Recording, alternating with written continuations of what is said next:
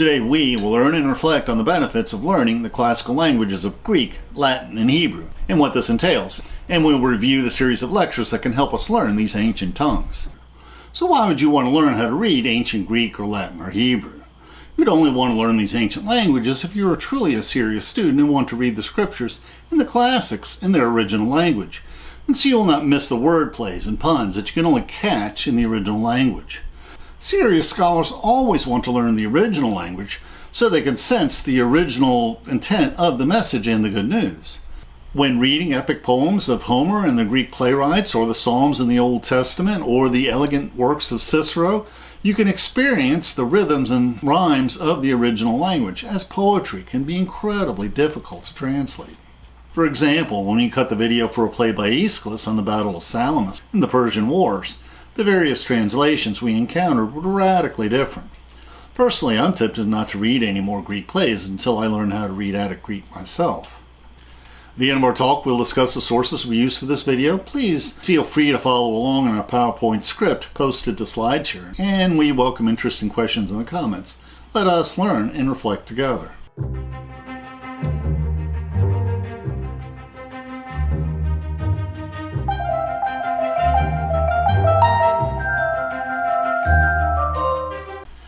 We will be reviewing two courses for learning Ancient Greek, one from Wondrium or the Great Courses, Ancient Greek 101, and another by the evangelical scholar William Mounce on learning the New Testament Greek. I wish I could say that I could recommend either or both of these courses as providing the magical keys needed to quickly and easily learn Attic and Koine Greek, and I'm going to admit this is going to be like my third or fourth attempt learning it. But it is really impossible to quickly and easily learn any foreign language. Even languages like Spanish that are similar to English, and especially not Greek that is so different from English, and especially for someone like me who's not very good at learning new languages. We will also quickly mention the Wondrium Great Courses on Classical Latin, taught by the same professor that teaches the Attic Greek course, and also the Wondrium Great Course on learning Biblical Hebrew. And you may wish to listen to the first one or two lectures of each in Wondrium for some background knowledge. All of these lecture courses have 36 lessons, so in less than a year you can read the New Testament, Homer, Plato, and the Church Fathers for yourself, and also the Old Testament if you learn Hebrew, with some effort. With a great deal of effort, I might add. The Great Courses Professor Mueller teaches primarily Attic Greek and also Koine Greek and how it differs. However, Professor Mounce only teaches Koine Greek in his lectures. Now, my recommendation is to use both courses simultaneously. They use slightly differing memorization tricks. Personally, I think that's more helpful than confusing. Each approach has its strengths, and you can benefit from both approaches. And be sure to get the Mounce flashcards and conjugation and declension cheat sheets. Now, the Great Courses Spanish professor points out that it is not totally true that children learn languages far easier than adults.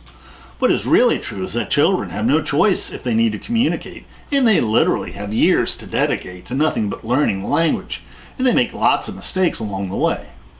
Now, what is true is you need consistent effort over a long period of time to master a new language. Now, learning the Greek alphabet is not as difficult as you think, and it is neat to be able to read the Greek when you run across it in your studies. Now, what is interesting is sometimes the Greek letters are assigned to different sounds than the corresponding English letters. There are not many differences between Attic and Koine Greek. Plus, I want to also read Homer and Plato and the Stoics in addition to the New Testament. Some major differences are that Koine Greek uses the definite articles like a, an, and the, while the Attic Greek drops them. Plus, there are minor differences in the noun declensions and maybe verb conjugations. Plus, usage differences that creep into any language. Plus, as in all languages, the most commonly used verbs are irregular, and the handful of most used verbs are highly irregular. Now, fortunately, many of the theological, scientific, and philosophical words have Greek and Latin and Hebrew etymologies, so you probably know more of these ancient languages than you suspect. The Latin alphabet has a few minor differences from our English alphabet. Note that Latin is missing the J and the U and the W, and the English V is really the W sound. And the Hebrew alphabet is, well, in Hebrew. But remember that you need to read Hebrew from right to left, so you start with A and B, or Aleph and Bet in the upper right-hand corner of the chart. After that, the letters will look strange to an English speaker. Fortunately, Hebrew, like English, is a subject-verb-object language. The last line shows the vowel marks that were missing from the original Hebrew, which originally only had letters for consonants. Now, to be clear, Attic Greek is the Greek spoken by Athenians, which means that it is also the Greek spoken and written by Plato and the students of Aristotle. And Dr. Wikipedia tells me that Homeric Greek also differs somewhat from standard Attic Greek. If you've ever learned a Romance language, you will know that you need to conjugate the verbs depending on the person, like I, you, we, she, they. But in languages like Greek and German and Latin, you also have to decline the nouns. And in Greek, the declensions or noun endings differ for subjects, objects, indirect objects, and objects of prepositions. And of course, there are many irregular declensions for this or that noun, and oddball conjugations, and colloquialisms and exceptions that you just have to memorize. Now, the implication is that Greek is not a subject-verb-object language, although most sentences are. The nouns and verbs can go anywhere in the sentence, and you need to parse the endings and reassemble the sentence. Which means that you can say the words you want to emphasize first, and Greek is much easier to rhyme than English, which Homer no doubt appreciated. But to shift word order in English, you have to jump through hoops. For example, Amanda walks her German Shepherd can be rearranged as her German Shepherd was walked by Amanda, as if Amanda only thought she was in charge. Also, scholars point out that actual English usage is shifting this rigidity of the grammatical order of words, and one linguistic pioneer, of course, is everyone's favorite Star Wars actor, Yoda. A linguistics professor says this is a clever device for making Yoda seem very alien. And Yoda gives us advice on learning a new language. Much to learn you still have. Other examples of Yoda speak. Lost a planet, Master Obi-Wan has. When 900 years old you reach, look as good, you will not. And some really good Yoda advice to those who are learning a new language. Do or do not, there is no try. And the most important of all, unlearn what you have learned. And another linguistic pioneer is, of course, Sister Rosa Tharpe. You heard that right. Sister Rosa Tharpe, particularly in her song, Can't No Grave Hold My Body Down. As you know, Sister Rosa Tharpe was simultaneously a gospel singer and a rock and roll star. She was backed up by full gospel choirs and big band instruments. And as you know, Sister Rosa Tharpe was an innovator. She played a mean electrical guitar, and along with blues singers like Muddy Water, was the inspiration for many budding rock and roll bands like Led Zeppelin and Rolling Stones. And she was a favorite of Johnny Cash. Now, with this flexible word order meant for Homer is in the Iliad, he could carefully choose the first word in his carefully worded first sentence without that awkwardness we find in English. For that first word is what the Iliad is about.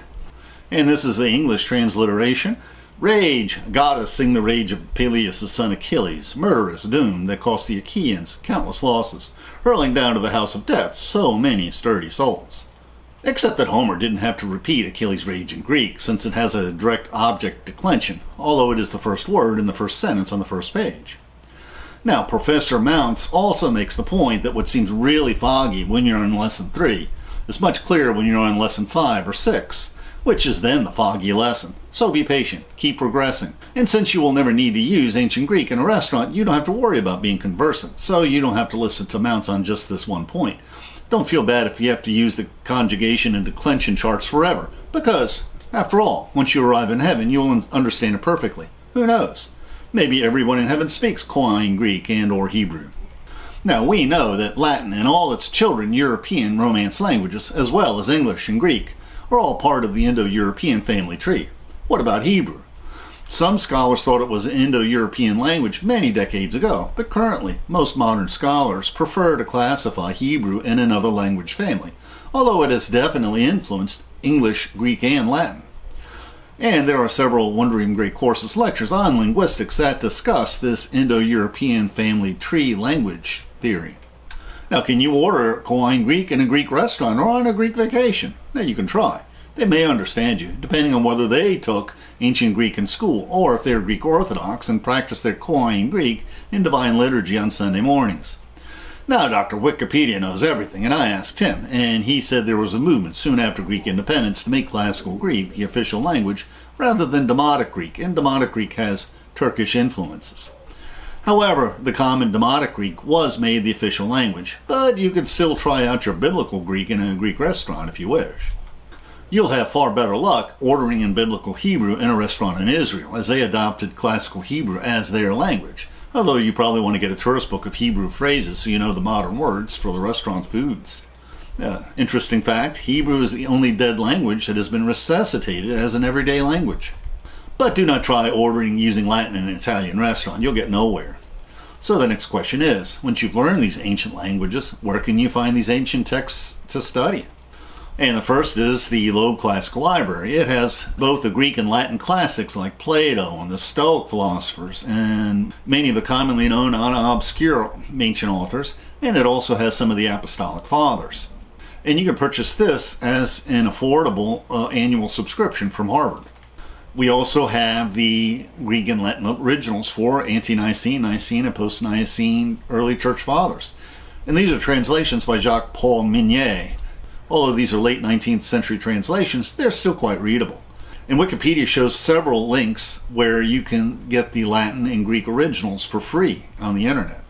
Some of the other books, we found an affordable collection of the Apostolic Fathers in both Greek and English on opposing pages.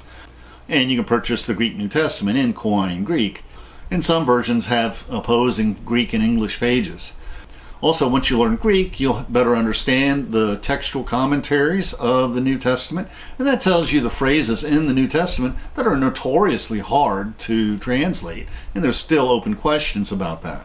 And I found a volume of Plato's Republic that you can purchase that has both Greek and English. It's a little pricey, but you can purchase the Pentateuch or Torah, the first 5 books of the Old Testament, in both Hebrew and English, with Rashi commentary, again, both in English and Hebrew.